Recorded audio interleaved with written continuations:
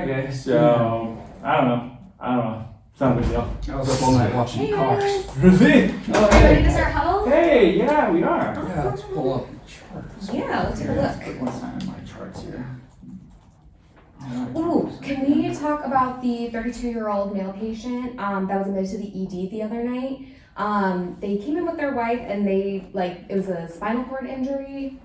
Oh, yeah. I Yeah, didn't yeah. see them first. Who did? Yeah, I talked to their, after looking through the chart and talking to their patient, or their family, the patient's family, I was able to figure out that he was actually diagnosed with schizophrenia as well. Tell us more about that. Yeah, the patient was diagnosed with schizophrenia 2 years ago, and as we know, this condition affects how a person thinks, feels, and behaves.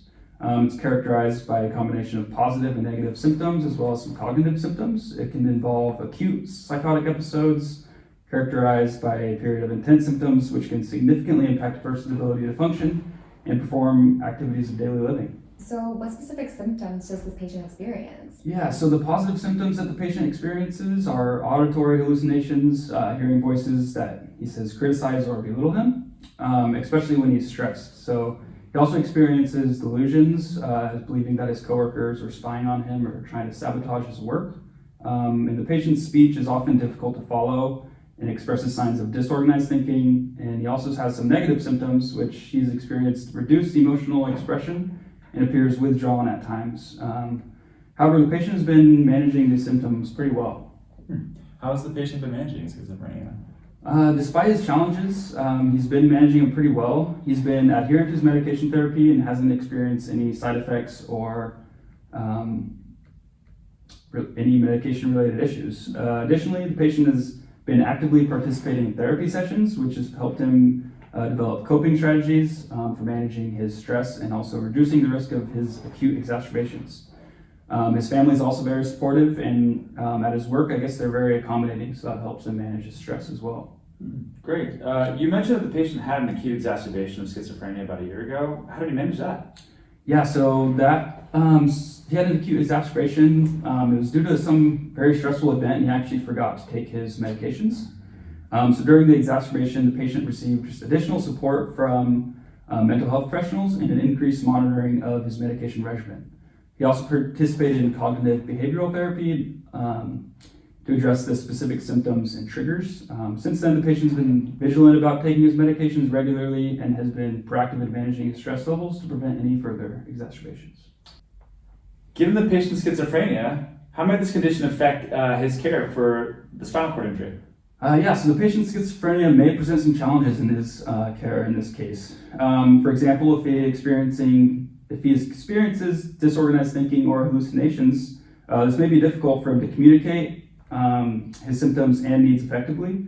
It'll also be important for us to provide clear, concise information to ensure he understands his treatment plan. Also, providing a low stimulus environment that is comforting to the patient to manage and prevent an exacerbation of symptoms. Are there specific adjustments we need to make for spinal care? Yes, so we need to provide additional support and reassurance to help alleviate any anxiety or confusion that the patient may experience. It may also be helpful to involve a mental health professional in his care to monitor his mental health status and provide additional support as needed. It'll also be important for our patient to continue taking his medication and also allow therapy sessions to help manage his schizophrenia while he's here at the hospital. Yeah, that's definitely important to keep in mind as we go through and assess the spinal cord injury. So I was on part of the team that assessed the spinal cord injury, and I performed a clinical assessment. And based on my findings, the patient had bruising and swelling of their lumbar region, and then they also mentioned that they had severe pain in that area of their spine. The patient also described a tingling sensation throughout both of their legs, which prompted me to do a more thorough assessment. And from there, I was able to identify that they have normal sensation, basically from the injury point up, but that they have dull sensation from the injury point down, basically their lower abdomen and legs. So, and then when testing for motor function, they were not able to move anything from their hips down, and they did have preserved bladder function. What did you do with your assessment information? Yeah, so I told the doctor because a spinal cord injury was suspected, and a neuroconsult was then ordered. So this allowed for a team of brain and spine experts to thoroughly examine our patient to diagnose and classify the spinal cord injury. What was that experience like? It was really interesting. First, the patient's history and story about their fall was gathered, and this informed us that the cause of injury was in fact a trauma. However, the mechanism of injury was likely hyperflexion of the spinal cord, which makes sense because the patient's foot slid out from underneath them when they fell. But then after that, the patient received an MRI to provide visual confirmation of the injury. What are you looking for in the MRI? So the MRI is going to show us the injury location and tell us if the surrounding vertebrae are stable or unstable. What does that mean? So in an injury-free spine, we could see typical spinal alignment with intact vertebrae, whereas in an injured spinal cord, we would see misalignment of the spine, possible bulging, and signs of compromised vertebrae. So if the vertebrae are intact or perhaps slightly cracked, then this would mean that it's stable and surgery is not likely needed. However, if the vertebrae happen to be crushed, severely dislocated, or even severed, then we would need to do surgery to stabilize the spinal cord for protective healing.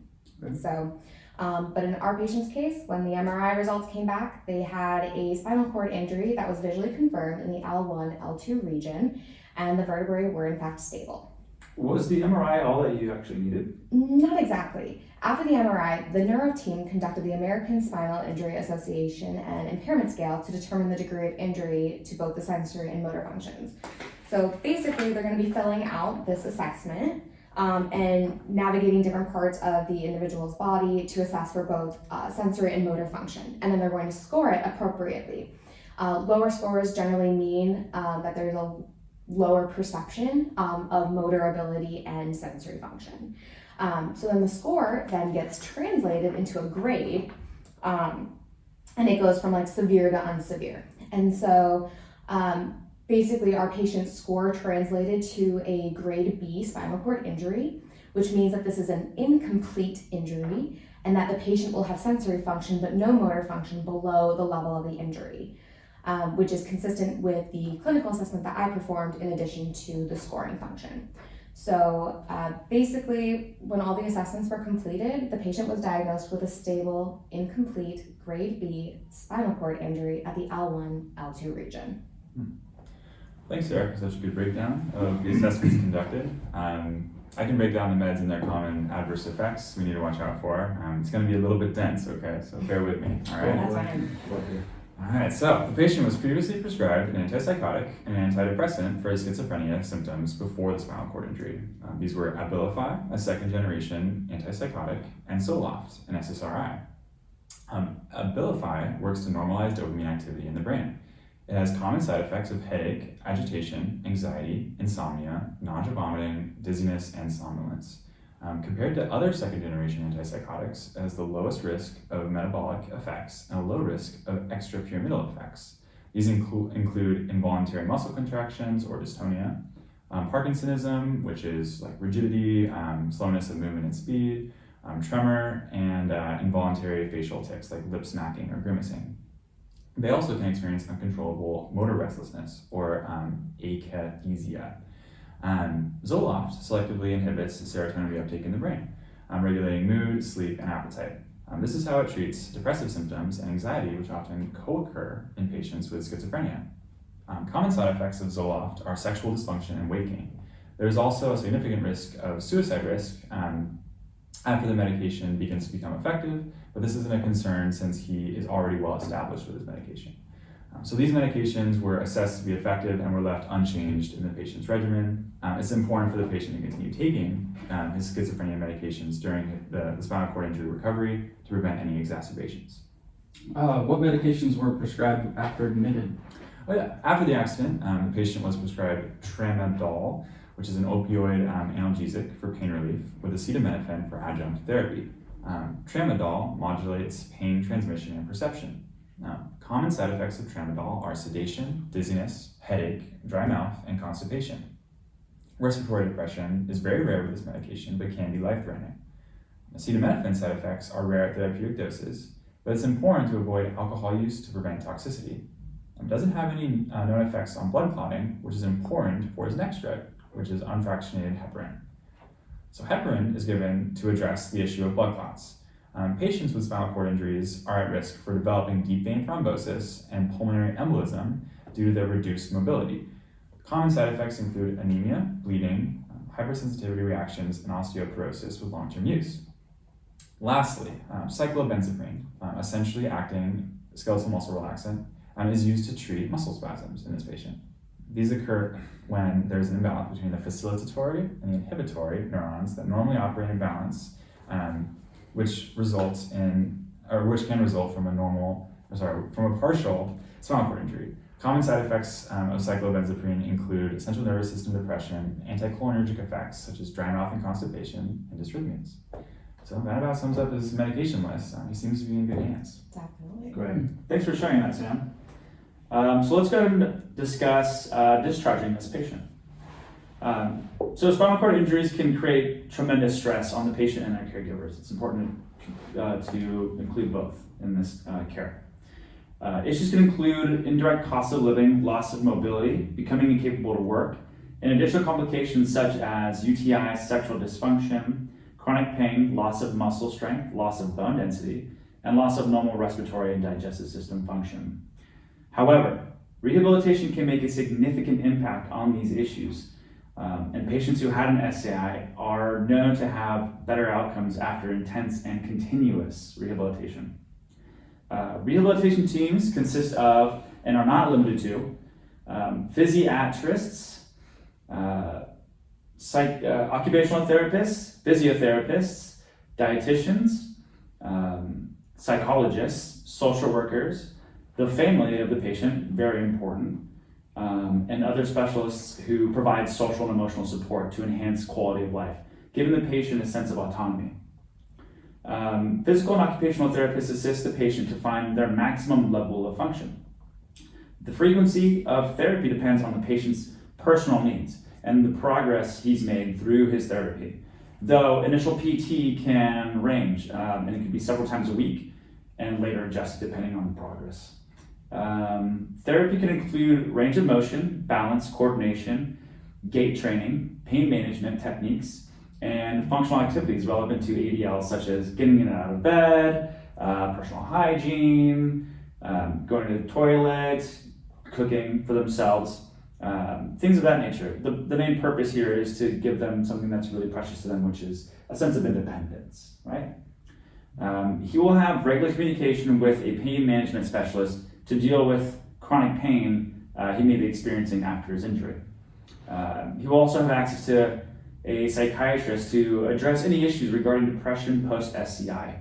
The patient will have an opportunity to discuss disability services with services and reimbursements with social workers as well. You can also access vocational rehabilitation, which assists in identifying work skills and physical and cognitive limits when seeking employment to make paid work more accessible, while identifying and requesting any assistive equipment his workplace may need. Of course, adjustments need to happen considering his injury, okay?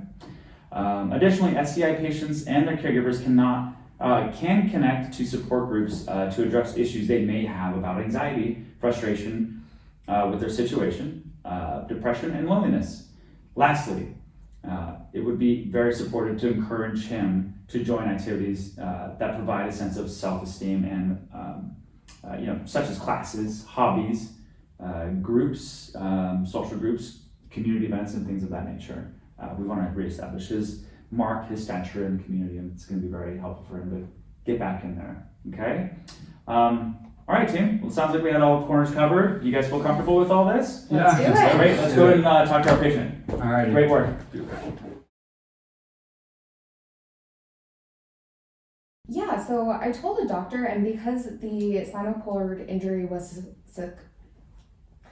Experiences disorganized thinking or hallucinations. This may be difficult for him to communicate his symptoms.